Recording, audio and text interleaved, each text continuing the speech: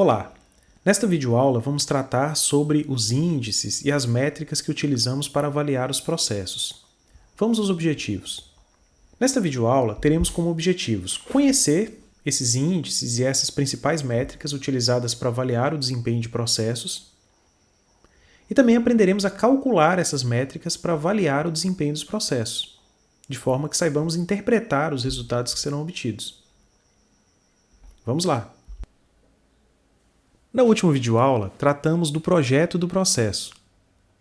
E nela falamos que o objetivo dessa fase é assegurar que o desempenho do processo seja eficaz em relação aos objetivos de desempenho. Para isso, nós falamos que há um desdobramento dos objetivos. O objetivo de desempenho da operação é desdobrado em objetivos de projeto e processo, que são desdobrados em objetivo dos processos individuais. E que eles são avaliados por métricas de avaliação. Nesta aula, vamos conhecer quais são essas métricas e vamos entender como calculá-las. A primeira delas, e clássica, e talvez a mais conhecida e importante, é a produtividade. A produtividade está relacionada ao melhor ou pior aproveitamento dos recursos em um dado período. A produtividade é sempre uma relação entre os outputs e os inputs. Pela fórmula, vemos que a produtividade é igual à produção obtida no período, os outputs, dividido pelos insumos utilizados para se chegar àquela produção, sempre em relação a um determinado momento. Por exemplo, imagine que numa empresa, os funcionários eles fazem 10 ligações para clientes a cada minuto. Então, essa é a produtividade da equipe. Outro exemplo, em uma fábrica, são produzidas 360 unidades de um determinado produto a cada hora. Assim, podemos dizer que a produtividade é de 6 unidades por minuto. Dividimos 360 unidades fabricadas em uma hora por 60 minutos que temos em uma hora. Então, podemos saber a produtividade por minuto dessa fábrica, que é de 6 unidades por minuto. Na verdade, podemos dizer que a produtividade é uma família de índices. Entre esses vários índices, temos dois que são muito calculados e que são muito comuns. É a produtividade da mão de obra, em que a gente vai dividir o valor dos serviços e produtos produzidos pelo valor da mão de obra. Isso dá para você já perceber que pode ser tanto a quantidade de produtos e serviços fabricados, divididos por quantas horas foram trabalhadas de mão de obra, quanto pode ser também, de fato, o valor em reais. O valor monetário dessa produção. Então, eu vou dividir o valor do que foi produzido pelo quanto que foi o custo dessa mão de obra que eu tive. Também posso calcular a produtividade geral. Ela vai ser a razão entre o valor dos serviços e produtos produzidos, dividido pelo valor de todos os insumos, a mão de obra, os materiais e as despesas fixas. Além da produtividade, temos outras métricas para avaliar os processos. Podemos apurar a taxa de atravessamento ou taxa de fluxo, que é a taxa com que as unidades emergem do processo, ou seja, o número de unidades que passam pelo processo por unidade de tempo. O tempo de atravessamento vai ser o tempo médio consumido pelas entradas para se movimentarem através do processo e se transformarem em outputs. O tempo, que a matéria-prima ou que for fabricado passa desde que ele entra no processo até a hora que ele sai. O trabalho em processo, chamado também em inglês de Work in Process, WIP, é o número médio de unidades em processo por período de tempo. É talvez uma medida de capacidade do nosso processo. A utilização é a proporção de tempo disponível em que os recursos dentro do processo estão desempenhando o trabalho útil. Veja que a taxa de atravessamento ou taxa de fluxo, o tempo de atravessamento e a utilização, tem forte relação com o objetivo de desempenho e velocidade, e que o trabalho em processo pode ser uma métrica interessante para a gente avaliar a capacidade do nosso processo. Vamos entender como cada uma delas é calculada. O tempo de atravessamento é chamado também de lei de Little. Vai ser o tempo médio consumido pelos inputs para se movimentarem através do processo e se transformarem em outputs. Na prática, como é que você calcula? O tempo de atravessamento vai ser igual ao trabalho em processo vezes o tempo de ciclo. O trabalho em processo, ou Work in Progress, que a gente já falou, o WIP, é o número médio de unidades em processo por período de tempo.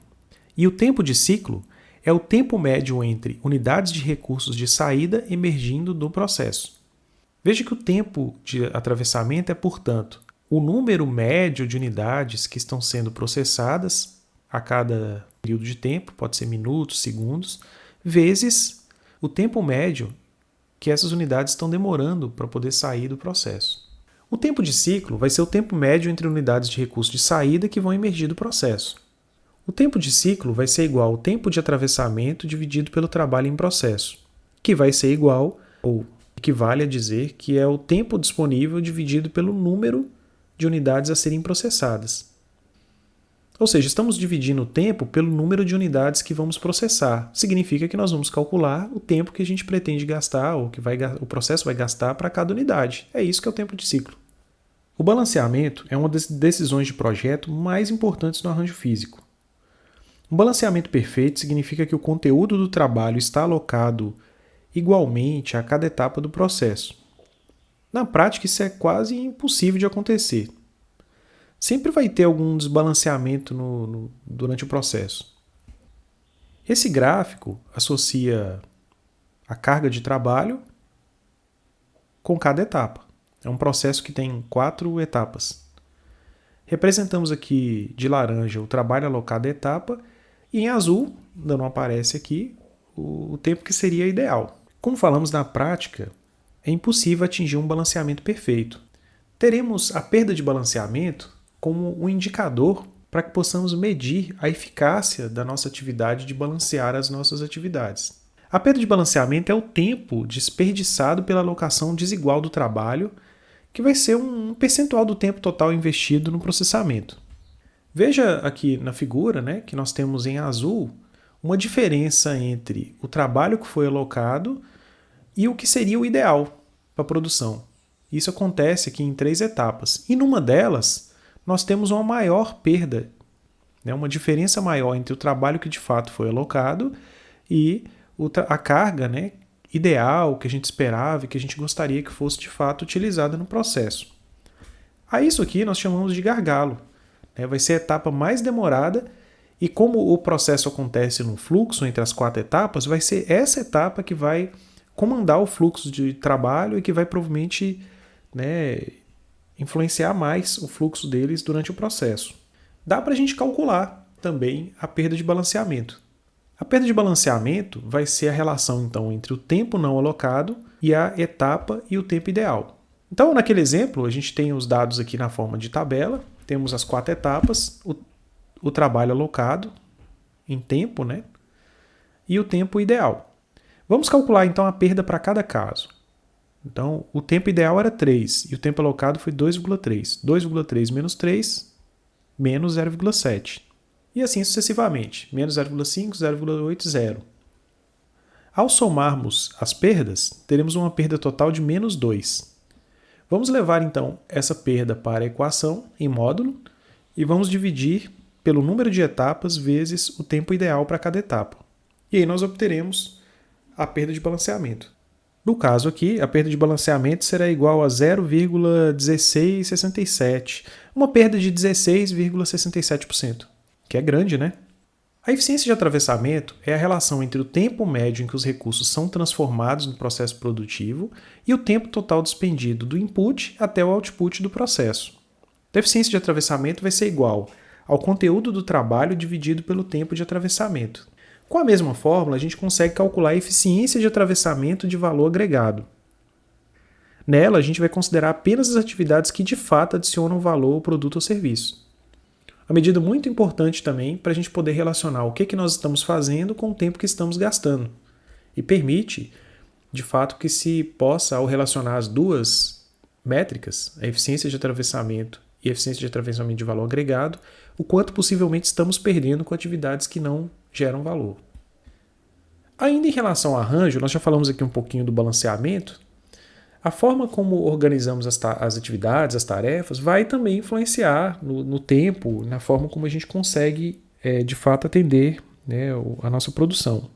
Você pode ter, ao organizar as atividades, um arranjo longo e estreito ou um arranjo curto e largo.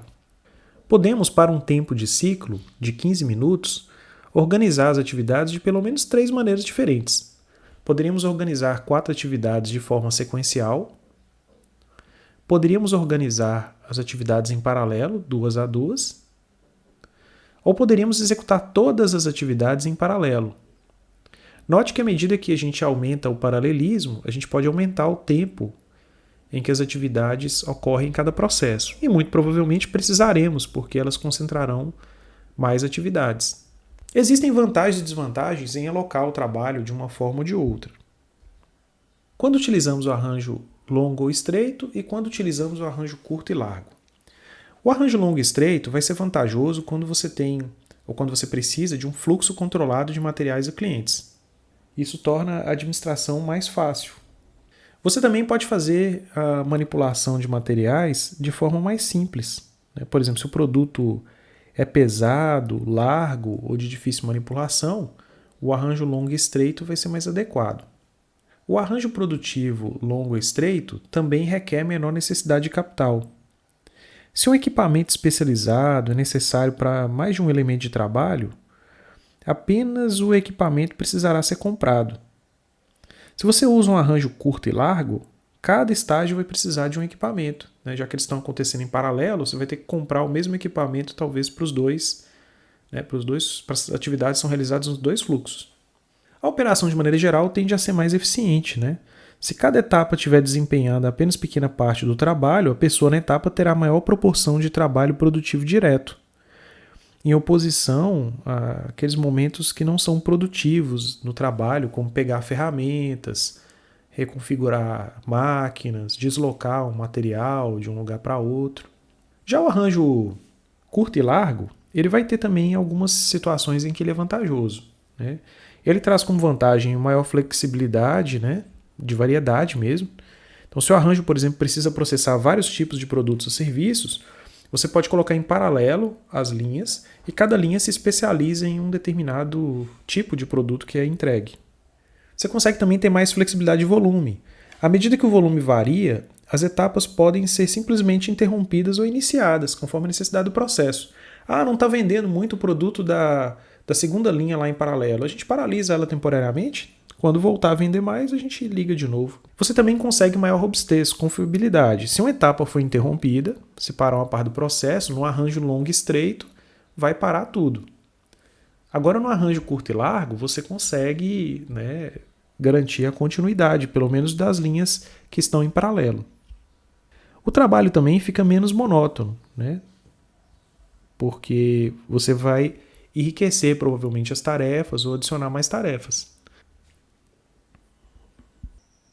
Esperamos que ao final dessa videoaula você tenha entendido quais são as métricas e que você tenha compreendido também como calculá-las e saiba interpretar os resultados que forem obtidos. Caso tenha dúvidas, estaremos em contato para atendê-lo.